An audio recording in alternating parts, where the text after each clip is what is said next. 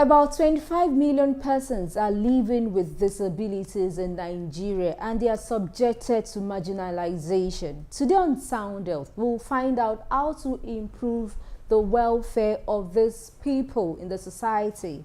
I am Olasunbo Modukwe. Welcome to the show.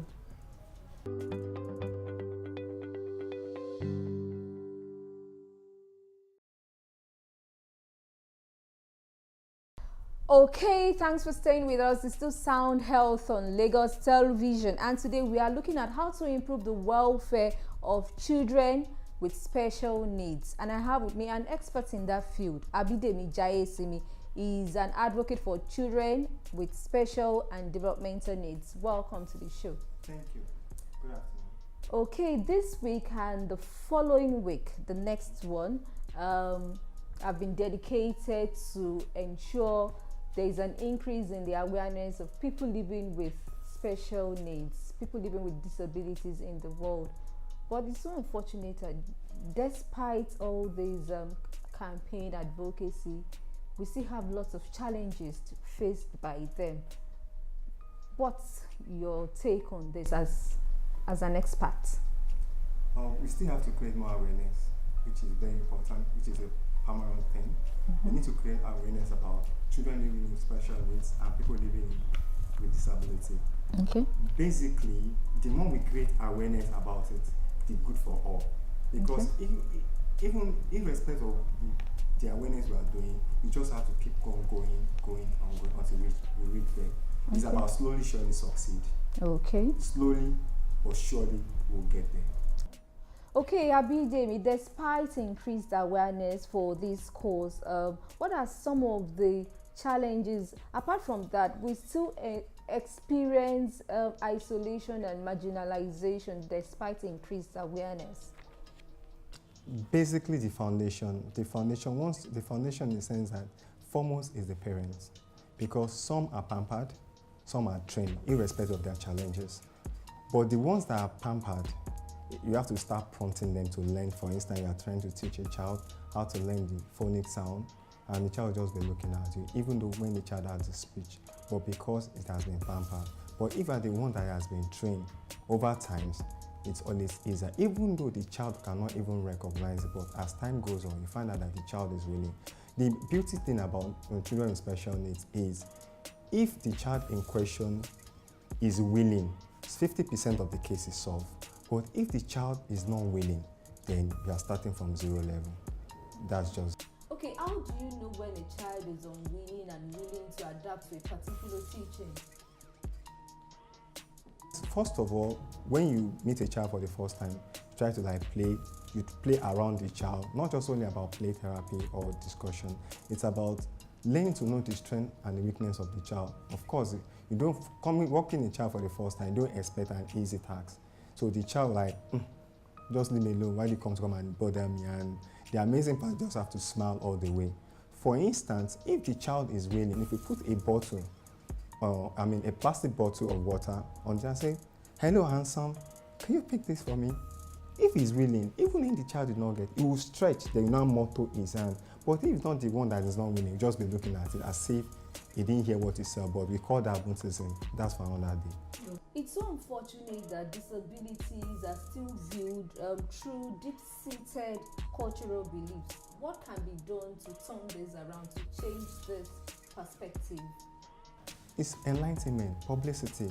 You can use through social media, even as far as rural areas, publicity, campaign, and everything that even what we are trying. For instance, let me use cerebral palsy, which because we are in the month of March. And cerebral palsy is awareness for the month. Autism is April. Down syndrome and cerebral palsy for the month of March. So let me pick cerebral palsy. Some of these parents still keep them at home, maybe because of the belief. Some believe in myths, some believe in spiritual issues, but some don't even know where to go, and they can't be blamed for that. But the more we create awareness about this, then the parents start learning to come out.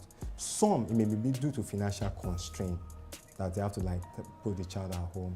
So, but the more we advocate and bring out your child, we are here to help you, then they start bringing in that child.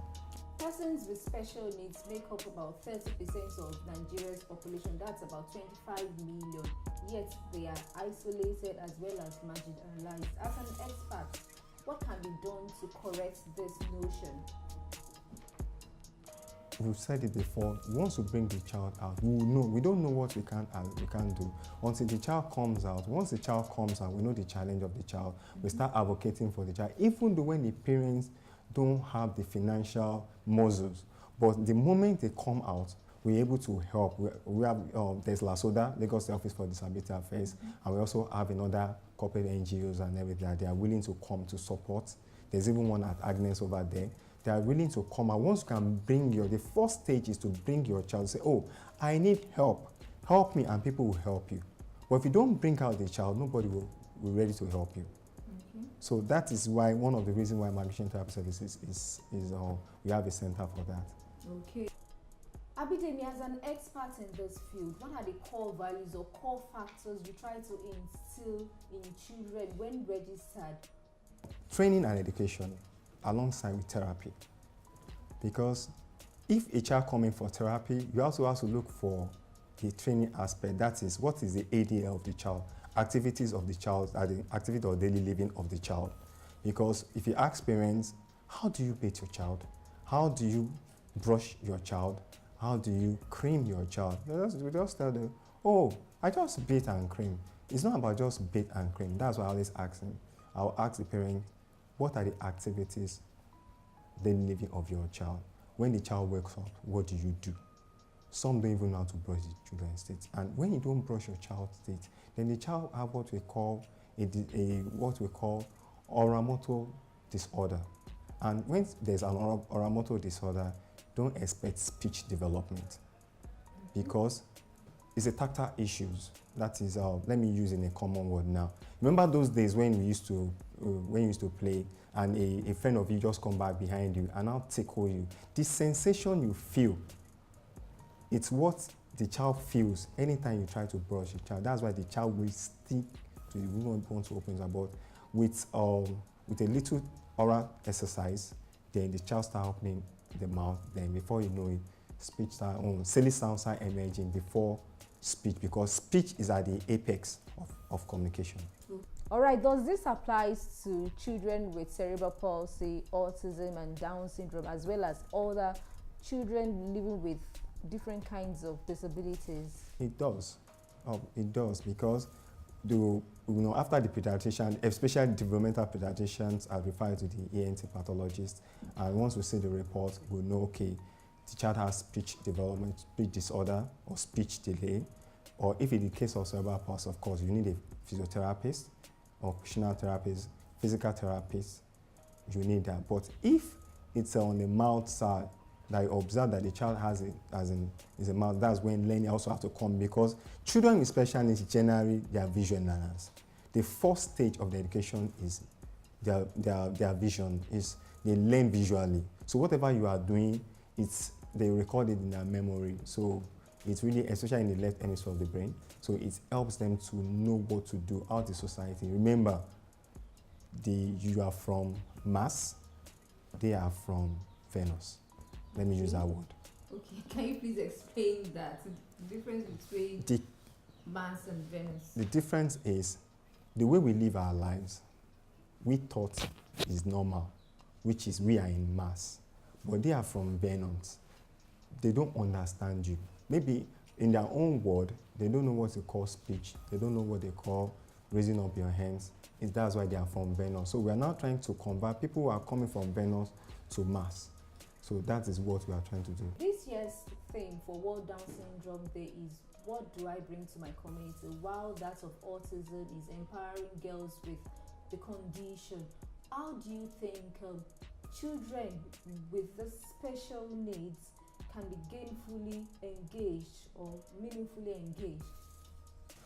Foremost, what the government can do is to empower both those under the government, those acquired by the government, the centers or the therapy centers are under the government, or schools under the government, and the private sectors. So when they meet together, they become one, because they will now be sharing ideas on what to do, how to go about it.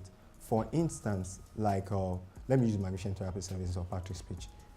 They are more into autism, which is inability for the brain to process quick information, while migration therapy services wants to train and educate these children in the area of therapy for their milestone development. Of course, we do go to LASODA, and LASODA, which is an arm of Lagos State government. Also, we'll send reports to them and then this is what we need, this is what we want. So they in return also give us, this is how we can go about it. So that at the end of the day, we are working as one. However, when it comes to government issues, there's a procedure, there's a protocol we have to, because if you go to LASODA, they have to fill a form. You have to fill a form. You have to fill a form on behalf of your child before you can have access to those benefits. So what I can encourage parents is they can go to any of the government agencies that deals with children with special needs. By then, so doing that they can easily refer them to us or put them in a public school that deals with inclusive education. As an advocate in this field, what are the key areas you champion for people living with any form of disabilities? From the key areas that is very important, which I believe very, very important to me and the general public, is funding. Once there is funding, any other thing is easier to get when it comes to special. I don't believe, except it's an extremely case of that child that we now start managing each other. But there are some they don't need to manage, just a little push and they are okay. Some you need to manage them. But with the right equipment to manage them, then the sky is our limit. With the right funding, because let me use this illustration. You go to the market and you want to cook fried rice, and you put all the paparazzi in it, and now cook concoction. You can see the difference. Everyone knows that with the fried rice it involves money, but the concoction just little. So when the more the government pump in fund, it helps, and brilliant ideas start coming in. Compared to advanced, where there are some they even use robotic measures, like those they cannot use their legs. There's a way they can wear the robot, and the robot's not helping them to move their legs. So we call it robotic therapy. That's it. Some in the area of music, some children are extremely good when it comes to music. Some are good in swimming, extracurricular activities. Some are good, especially children with dyslexia, that's difficult reading disorder. They may not be good in the area of academics, but they are good when it comes to non-academic areas, like swimming, or jumping, running. They are good. Thank God for Special Olympics. So. As we round up this segment, what are your parting shots for people living with disability, the caregivers, and government? Slowly, surely succeed. Slowly, but surely, we will get there. We will get there. Why? If you start, don't give up on yourself. Don't give up on your child. Even respect, don't give up. I just know that whatever you have spent so far, everything is still coming back because I'm a living witness. So, like I always use the slogan, slowly but surely we will succeed. So, of course, 1,000 miles start with a step. A journey going to Abuja starts with a step. So that's my intake for parents and advocates, other caregivers and therapists out there. Just don't give up on the children. Then for the government, just support the advocacy group, support NGOs, support therapy centers, whether they are big or small, or they are just coming up, or they are rising centers, support them. Because the sky is big, and these children are many, and the children especially living special needs are so many, and the workers are few. So just keep on funding and supporting them, irrespective of where they are, and they will definitely get results and reduce the rate of disability in this part of the world. Okay, thank you so much, Bidemi Jaiyesimi, for sharing your perspective on coping with special needs. Thanks for having me. All right, that has been Bidemi Jaiyesimi, an expert and an advocate for children with special and developmental needs on coping with disabilities. Sound Health continues with trending and home essentials. Please stay with us. The program continues in a bit.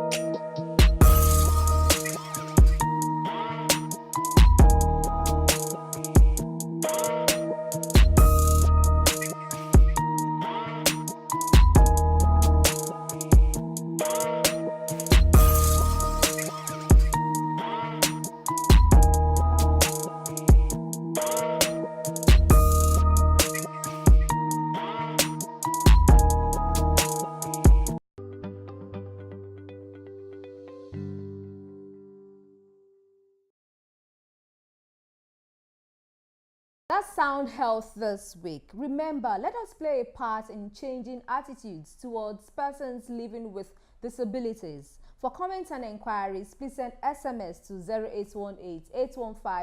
0818-815-3695 or follow us on social media at Health TV Social, hashtag Sound Health. A sound health is a sound mind. Make healthy living your choice.